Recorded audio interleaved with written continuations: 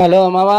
Hello చెప్పరా. నేను కోమాకు పోతా మామా. నేను కోమాకు పోతా. మన పక్కింటి ప్రసాద్ గాడు 6 నెలలు కోమాలో ఉండొచ్చినాడంట. నేను వారమన్నా ఉండొచ్చు మామా కోమాలో. ఏమైనా దిగితే ఏమైనా పొఖరి ఏమైనా పట్టిందంటే నాకేం అర్థం కాలేదా. మా అమ్మ మా నాయన బతుకుంటే నన్ను కోమాకు తోడుకోమారా. స్వామి పానం బాగలేని వాళ్ళు మాత్రమే కోమాలకు తోడుకొని పోతారా. నారాయణ కోమాలో ఉంటే వాళ్ళు చుట్టాలంతా పోయి చూసి వచ్చినారంట కోమాకు. నీకు తెలియదులేరా నాయన. మన ఊర్లో చెంగయ్య కూడా 3 నెలలు కోమాలో ఉండొచ్చినాడట. వాడు లారీ కింద పడి తలకాయ నుజ్జు తలిగి వాడిని కోమాలో పెట్టినారా. మన ఊర్లో చాలా మంది కోమాకు పోయి 3 నెలలు 4 నెలలు 6 నెలలు సంవత్సరం అటు ఉండొచ్చున్నారు కోమాలో. ఎవరినైనా ప్రాణం వాలేని వాళ్ళు డాక్టర్లు సూదులేసి కోమాలోకి పంపిస్తారా. ఆ కోమాలో ఎట్టుండదో చూసేద్దామని కదా నన్ను కోమాకు పంపించమంటావునేదా.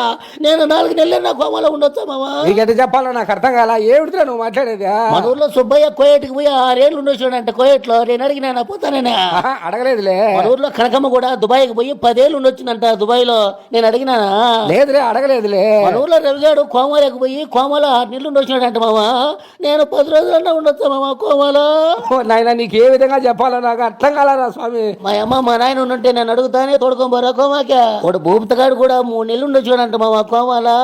తాగి నరాలు పని చేయకుండా తెలిసి డాక్టర్లు కోమాలో పెట్టినారు అవన్నీ. ఎవరన్నా తెలిసిన డాక్టర్ని పట్టుకొని నన్ను కోమాలో 10 రోజులన్నా పెట్టమను మామా. కాదురా కాదు ఏమిరా. ఆ కోమాలో ఎట్టుంటుందో చూద్దామని కదా.